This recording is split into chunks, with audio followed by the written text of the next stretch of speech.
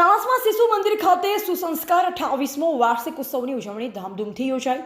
ચાણસ્મા ખાતે શ્રી સરસ્વતી શિશુ મંદિર દ્વારા આયોજિત સુસંસ્કાર અહિંસવનો વાર્ષિક ઉત્સવ રવિવાર સાંજે ઉત્સાહભેર ઉજવાયો। કાર્યક્રમમાં મોટી સંખ્યામાં વિદ્યાર્થી વાલીઓ તેમજ આગેવાનો ઉપસ્થિત રહ્યા। કાર્યક્રમની શરૂઆત દીપ પ્રાગટ્ય સાથે કરવામાં આવી। આ પ્રસંગે માનનીય મહાનુભાવ તરીકે ધર્મીનભાઈ એમ પટેલ, મહેન્દ્રભાઈ એ દેસાઈ, વિમલાનંદજી મહારાજ સહિતના આગેવાનો ઉપસ્થિત રહી વિદ્યાર્થીઓને આશીર્વચન આપ્યા।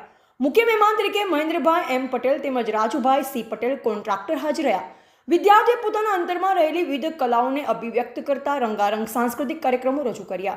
નૃત્ય, નાટક, ગીત અને દેશભક્તિના કાર્યક્રમો દ્વારા હાજર દર્શકોને મંત્રમુગ્ધ કરી દીધા। વિદ્યાર્થીઓના ઉત્સાહને પ્રદર્શનને સૌએ વધાવી લીધા।